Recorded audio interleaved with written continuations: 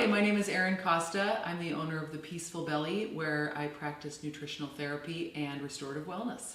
And I'm Lex Munoz. I'm a home chef, and I'm here to help Erin Costa prepare today's meal. So today we are going to make healthy pan-fried salmon tacos with a mango avocado salsa. And then we have a side salad that consists of watermelon, jicama, cucumber, blackberries, mint, and a really delicious lime dressing. And then for dessert, we're going to show you how to make the easiest pineapple coconut ice cream. Awesome, that sounds good. All right, so we got ourselves some cilantro here. And this has already been washed and kind of dried off. Take that off. Always start off by trimming off some of the stems. And you'll need about a quarter cup of cilantro. Okay. And a quarter cup of cilantro here, so we'll get the chopping.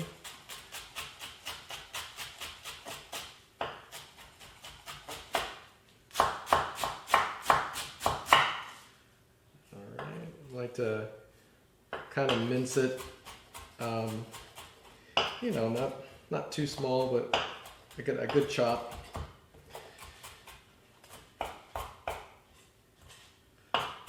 Okay, that looks pretty good. And I would say it's about the right amount. All right. This is why I brought him. He's a way better salsa maker than me. Yeah, exactly. All right, and then we'll get our mango here. So usually the recipes calls for about 1 mango, but we kind of got these littler guys today, so we're going to put 2 in there because I don't think it's ever bad to have more salsa. You can dip some chips in it. You could use it for eggs the next morning. There's lots you can do with leftover salsa. And also, just so you guys know, if you're not fans of salmon or fish, these tacos can be made with pork. They can be made with chicken. It's really easy to substitute your protein. Okay. And as we said, even if your protein choice is not salmon, if you're not a fan of mangoes, you can use other fruits too. I mean, we've made this salsa with pineapple. You could even get funky and make it with strawberries. So it's totally something that you can alter to your liking.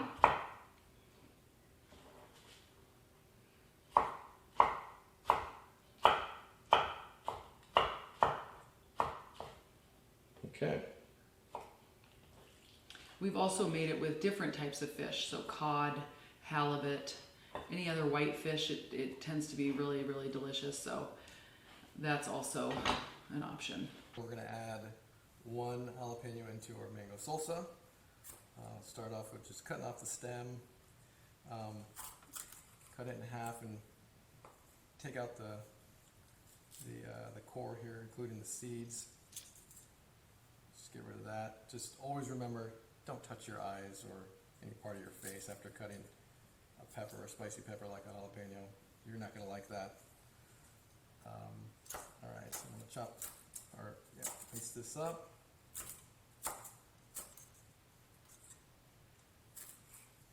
Okay. And I like to cut the jalapeno pretty small so you get a little bit of spice in every bite.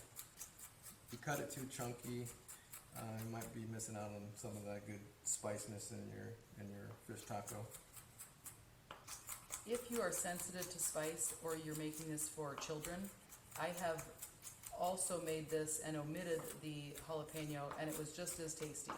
So keep in mind that you don't have to have the jalapeno if that's not something that suits you.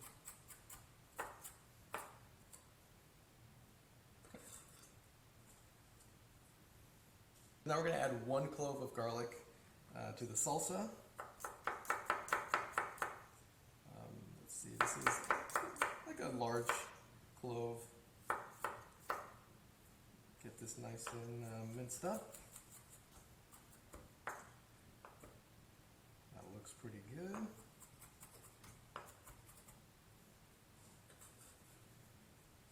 All right, and then we will add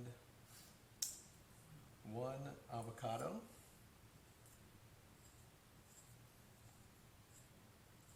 Alright, so I'm adding 1 avocado to the salsa. I like to kind of just slice it up while it's still in the skin there. And if, in case you just missed what I did, I just took the knife into the pit. Very easy way to get it out of there rather than trying to pry it out with your fingers. Okay, and then I'll just take the spoon.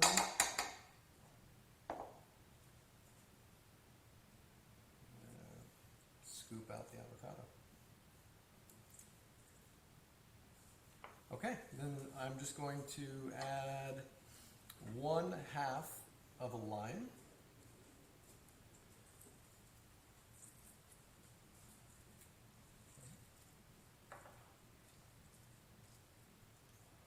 That's pretty good. Alright, so we're doing 1/4 teaspoon. I'm just going to add a little bit more. And the thing with seasoning, you know, cooking isn't like baking where it's a perfect science. You know, season it to your liking. So if you want to put more salt in there, you can, obviously. Same thing with the pepper. Put a little pepper in there.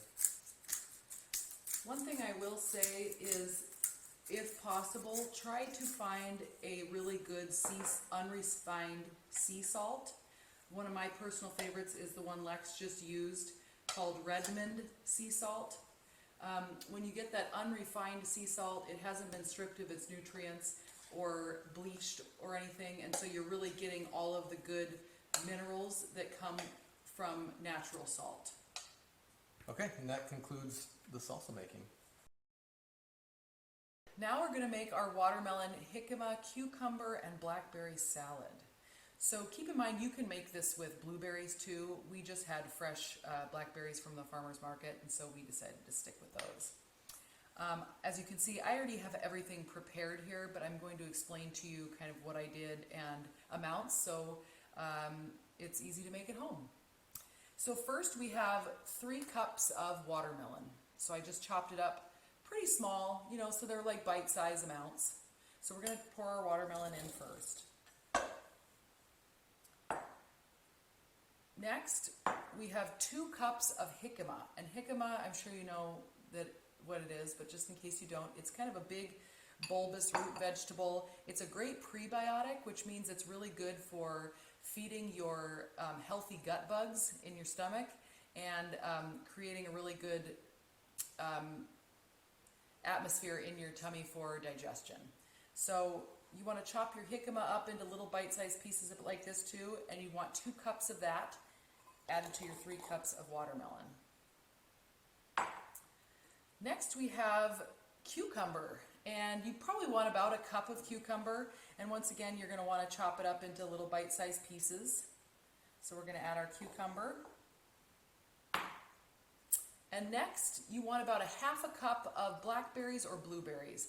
I think I did a little bit extra just because I love them so much, so you can totally make it, you know, add as much of whatever you like as you want.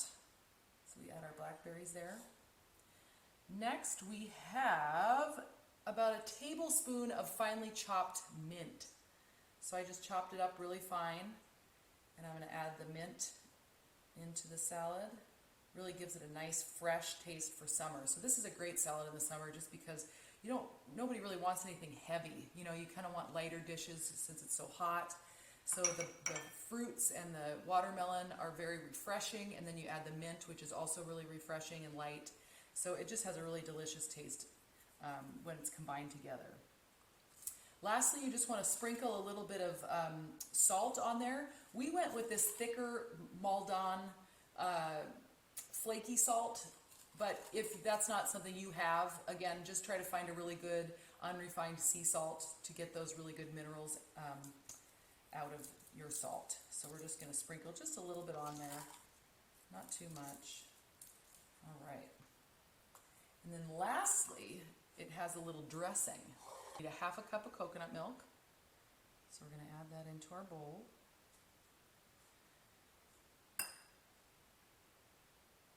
And then you'll want about 1 tablespoon of lime zest. So I use a zester, which looks like this. And you just take the outside of your lime and kind of scrape this along the lime till you get all of these little peelings from the rind. So we're going to pour that in there. And then you want about 2 tablespoons of lime juice from those same limes you just zested. And then lastly, we're going to have just a tablespoon of maple syrup. And the good thing about maple syrup, using maple syrup or honey as sweeteners, there's still sugar. So keep in mind that you know, sugar is sugar. However, when it comes from a more natural source like maple syrup or coconut sugar or honey, they also have redemptive qualities. There's a lot of vitamins and minerals that are also in those types of sources, rather than just using refined white sugar, which is stripped of its nutrients. And so if you're going to add a little bit of sugar to something, it's best to try to use maple syrup or honey or coconut sugar, stuff like that. So then we're just going to mix this dressing up.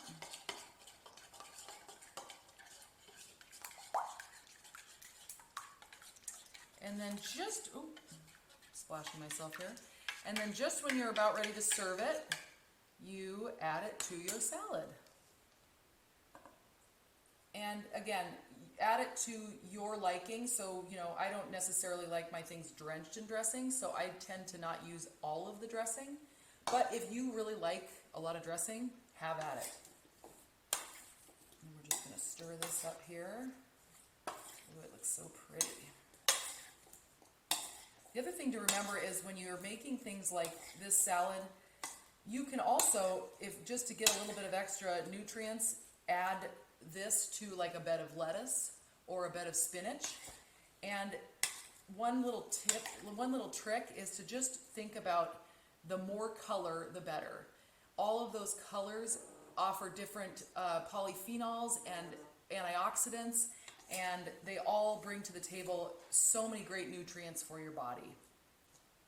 Personally, I wish I would have added more blackberries to this, but at least you can get a look at that pretty salad that's going to accompany our salmon tacos. So to make our dessert, this is probably something you'd want to do the night before so that you have it for when you finish your meal. But what we're going to use is 1 can of coconut milk. And as I said earlier, I usually just put it in a mason jar or another wide mouth jar that you can then blend it with your hand blender. At the very least, a big spoon, just because a lot of the time it's separated from the watery part and the fat part, and you want it to all be blended nice and even. So you want your whole can of the coconut milk, and you can also try to do this in a blender. I have not tried it in a blender yet, but it may work out fine. I'm using a food processor. And then I also chopped up a whole pineapple.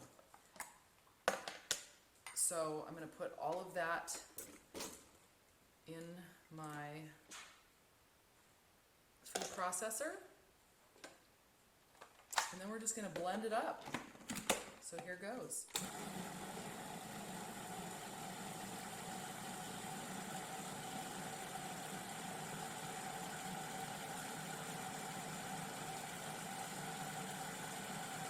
Okay, and so when it's all done blending, you can just pour it into a container that works for you. So in this case, I have my little Tupperware here that's glass, so it can go in the freezer. So I would recommend using glass, or even if you have like a stainless steel bowl, and you can put it in there with a lid and freeze it overnight. And by the time you're ready to eat your dinner tomorrow, you have your delicious dessert. And the pineapple is already so sweet that you don't even need to add a sweetener, and it tastes so good. So it really achieves wanting that tasty treat and that dessert without adding any sugar that is really inflammatory for the system. Okay, we have our beautiful wild-caught salmon here, and Lex has cut it up into smaller pieces, more like portion sizes for making tacos.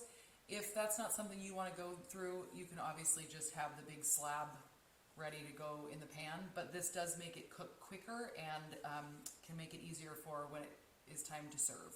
Exactly, and one of the things that you're going to want to do if you're going to pan sear really any fish is take a paper towel. You want to get any moisture off both the top and bottom. This salmon does have the skin on it. I actually prefer salmon with skin because it brings it just more flavorful. As you start to cook it, it really renders out the fat that's between the skin and the salmon. So again, just adds a little more flavor. And again, the paper towel, what she's doing now, just takes that extra moisture off. So when you go to cook it, it does not stick to the pan. And just remember that when you do cook it, the skin does come off very easily once it's cooked. So it's not, it's easy, it's an easy thing to remove at the end. Exactly. Erin, why don't you put a little salt and pepper on there? Yeah, so I usually just eyeball the salt and pepper based on my liking, but I mean, to be safe, you'd probably want about a teaspoon of salt per pound of salmon, and maybe like a half a teaspoon, quarter teaspoon of black pepper.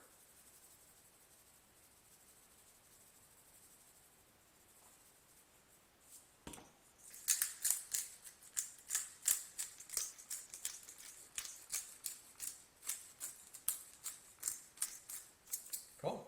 Okay, It looks good. All right, so I think we're ready to cook it on the stove. let's do it. All right. So when you're cooking your salmon, you want to just make sure that the pan is fully coated on the bottom of it. So I tend to use about a tablespoon, sometimes more.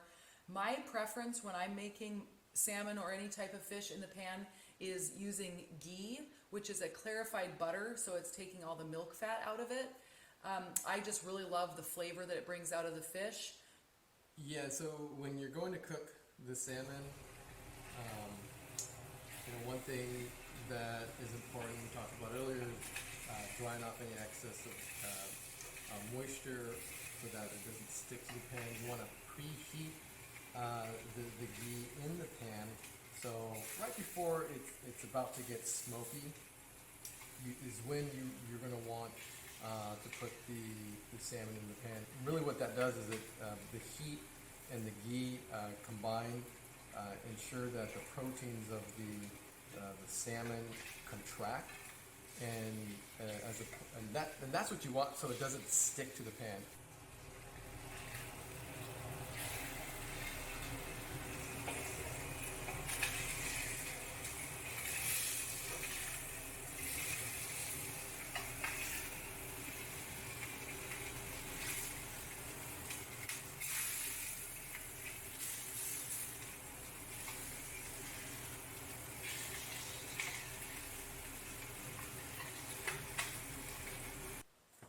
So the tortillas that we chose to use today is one of my favorite brands called Siete.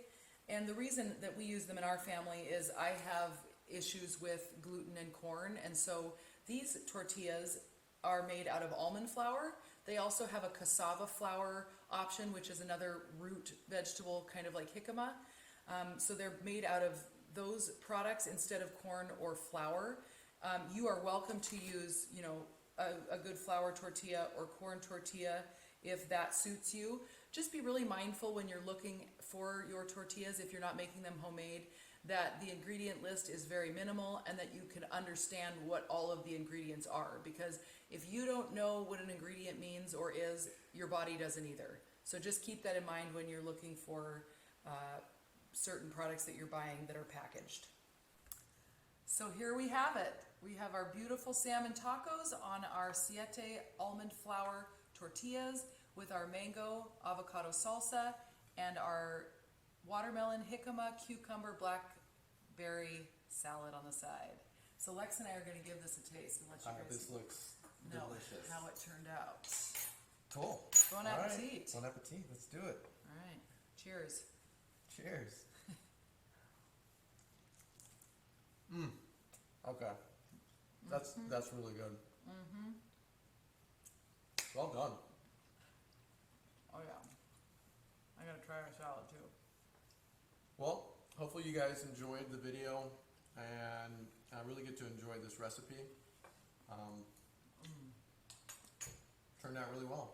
It's great. great. We hope to hear from some of you through Wellness Within to see how you liked it. And we hope to come back and do another. Have a great day.